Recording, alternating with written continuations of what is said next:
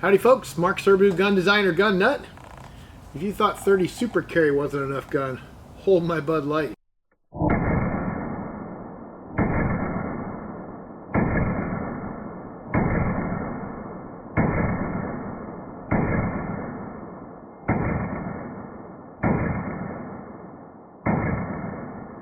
This is a cool little gun that I picked up. Actually, a guy on Weapons Guild was selling it. Now, if you haven't been to Weapons Guild yet, if you're a gun guy into making guns at all, if you have even the slightest inkling that you want to make a gun and you're not on Weapons Guild, well, you really need to get on there. Because there's all kinds of great stuff as far as making guns. And of course, now and then, you'll find somebody selling something. And this little sucker, man, I got this thing for a steal. I think I paid $100. Now, he said there's an issue with it. It was misfiring, whatever. But yeah, I didn't care. It's just so cute. I mean, come on, how can you not love that? But anyway, here's something else cool. You know, I made another one of these little things, 3D printed. Took 45 minutes to print that, and of course, I was somewhere else while I was doing it. That's the cool thing about 3D printing. But handy little thing for taking pictures. Now, this is a Beretta 418. And what I didn't realize until I did some searching on YouTube and Google and all that, this was James Bond's first gun, which doesn't seem like much of a gun for a secret agent, but, you know, it's a writer. What do writers know about guns in general? But the cool thing is, it's very small, very light, aluminum frame, steel slide, of course, and I don't know what it's based off of. It's old. This is a 1956 right here, and I can tell why it misfires. I mean, it's just, listen to that. Just and listen to it when it fires. I mean, that striker's got nothing. I mean, just. In fact, let's see if I can shoot it here.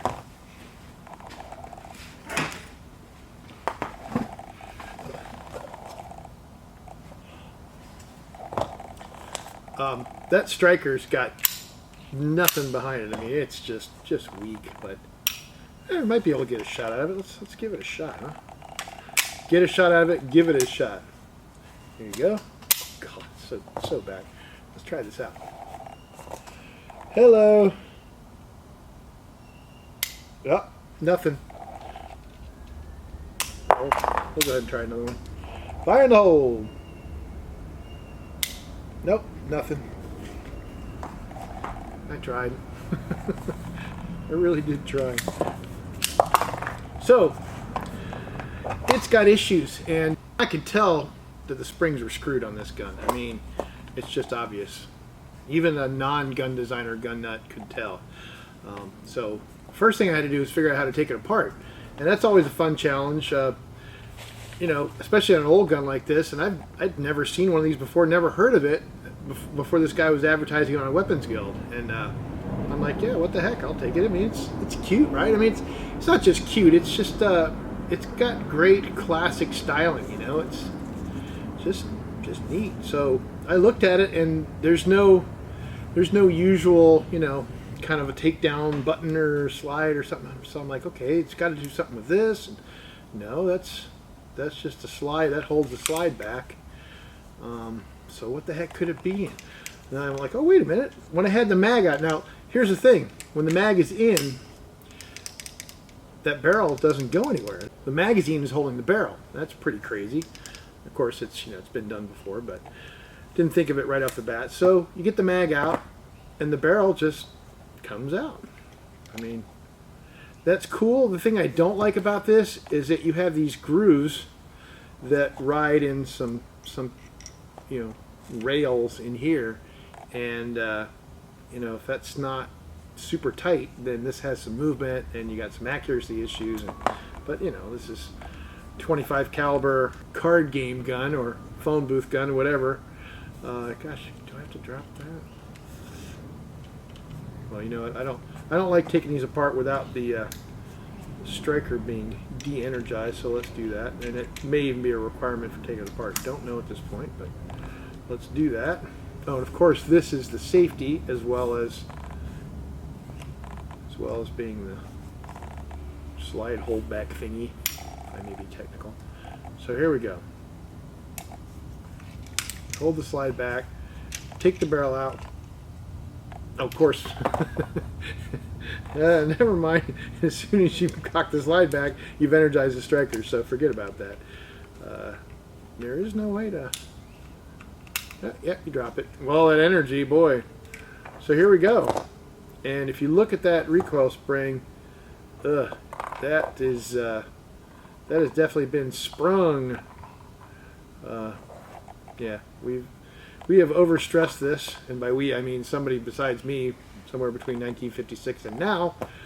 And you know, I figured out why, just playing with it a little bit. It's easy to have this recoil spring not lined up in the right place, and if you do, you can make it so when you're cocking this back to put it back together, you overstress the crap out of the spring. So that's what's happened here. So that's screwed, and I'm like, you know what, I can make that spring. I can get some, you know, looks like 035 music wire and wind it around. I said, you know what, let me just go online and figure out if I can buy a spring first, because that's definitely preferable to making it. And one thing I figured out is, first of all, I didn't even know what the hell kind of gun it was. Had to do a bunch of research to finally figured out that it was a Beretta 418, and also goes by a couple of other names that I don't remember right off the bat, but it was a fairly popular gun, I guess, back in the day. And so anyway, I looked around, and sure enough, Wolf gun springs came up. Now, I was annoyed with this Wolf guy years ago. I talked to him on the phone, I guess, and mentioned that I was an engineer, because, you know, when you're an engineer, you always have to kind of, what is it, not name drop, but, you know, what do you call that? Credential drop? Yeah, I'm an engineer. And this guy told me, well, you know, we make springs here, we're manufacturing, engineers are just expensive overhead. And I was like, you freaking dick. But you know what? He's actually right. If you're in manufacturing and you've got a product that's already figured out and it's just running, you don't need an engineer around after that. So yeah, they're just expensive overhead.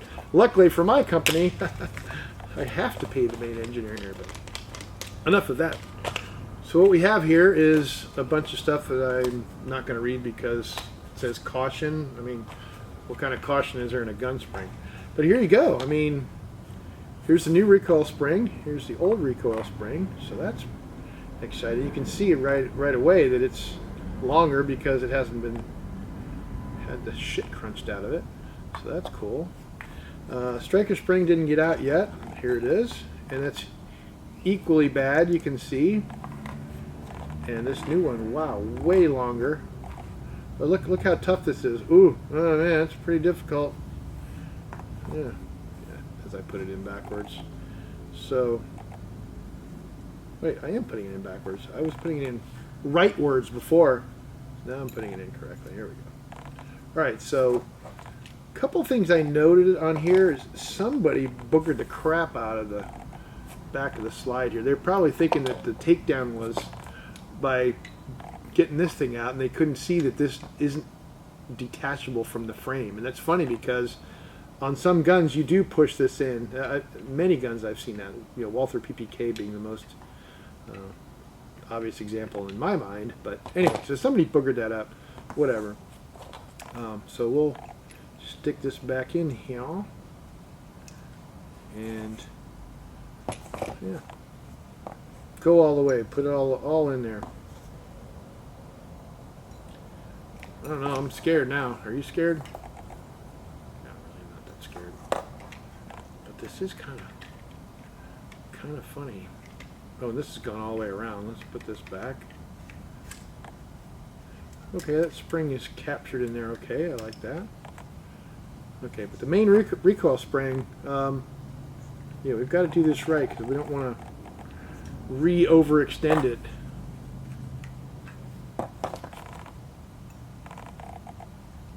Yeah, so this is obviously the right way, and this has to push against. Oh yeah, see, there's a hole in here, and if you don't get this recoil spring in the hole, and you instead push it on this face, then when you're moving the slide back, you will overcompress the spring, and that's what makes it fail. So we're making sure we've got it in the hole there. And another interesting thing is that it bears on this to keep it it's like it acts as a detent for that. So we can tell that it's not going through. Ah, there we go. No, there we go. Now it made it through. Now I can feel this it's acting detentish. I'm giving you guys all kinds of really technical words here today. All right, so now we know we're good. We're not going to screw it up, and we'll just cock that back and hope this grabs it. Yeah, don't know what to think. Doesn't want to go back now. That's Wolf getting back at me for not liking him all those years ago. Is the guy's name Wolf? I don't even know. Okay, so this doesn't want to lock, but I know I can still get that in there. All right. So let's try our little experiment of firing from the workbench again. I know, I'm not wearing safety glasses. You know what? Let me just put reading glasses on. Will that make you happy at least? Okay, let's do that.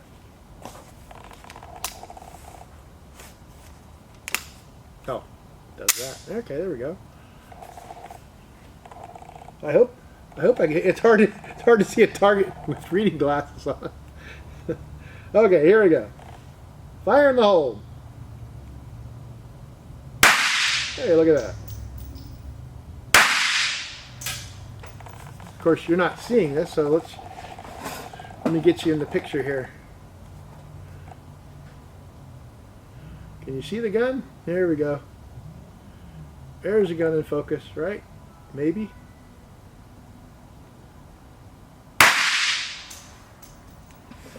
Cool. Uh-oh. Oh, now that's a weird thing. I didn't think about that. Go to clear the gun without a magazine in it, and that's kind of dumb. What do you think about that, huh? Wow. Can really get boogered up. Okay, well, you got to clear the gun with a magazine in it. Huh. Wow. That's a strange thing, huh? I mean, I do that all the time. Yeah, let me know in the comments. Do you ever clear your gun by dropping a mag out and cocking the slide back? Yeah, so it's kind of a drawback to this system. Wow. I want to see if there's a way.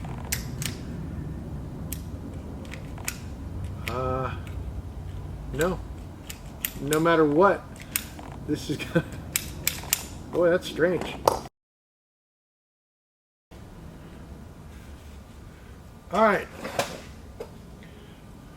I'm gonna be semi-safe with reading glasses on. Better than no glasses, right? And let's give this a shot.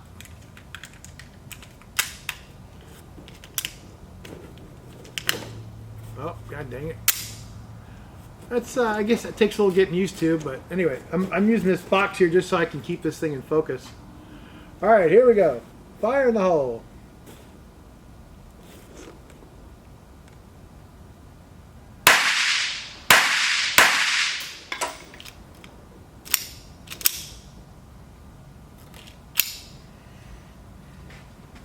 It's good. I like it. I mean, doesn't kick worth a crap. I don't know where the shells go, but I don't really care either.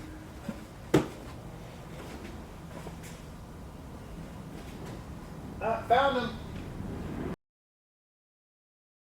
All right, folks, let's take a little bit better look at it being shot. See how it goes.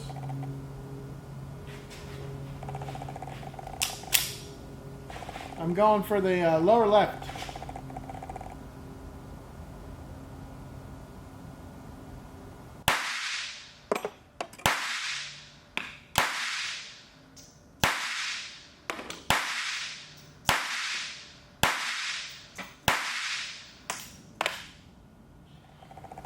I'll admit I was a little bit spastic on my shooting there. That's the first time I've ever actually shot it for a group, but didn't do too badly.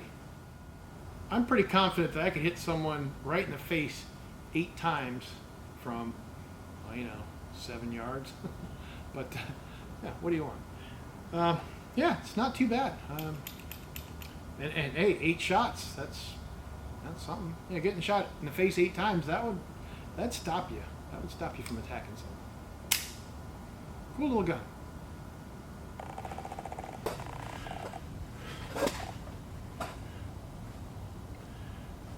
Well, there you go, folks. Thanks for checking out my video on this cute little Beretta. I know, cute gun, whatever. You know. If you know, you know. Yeah, I think it's a cool little gun. It's easy to shoot. It's, you know, very small, very compact, very lightweight. And, you know, it's got that early 1960s James Bond thing going for it, if you care about that stuff. I am a little bit worried about the recoil spring actually being a little bit too long. Remember, it was significantly longer than the, you know, the crunched up crappy one, but I honestly think this goes to solid height. Well, no, here we go. Didn't go to solid height, but it's pretty damn close. So, I don't know. I'll shoot it a bunch, see if it gets any better. It's not bad now, actually. So, anyway, appreciate you as always.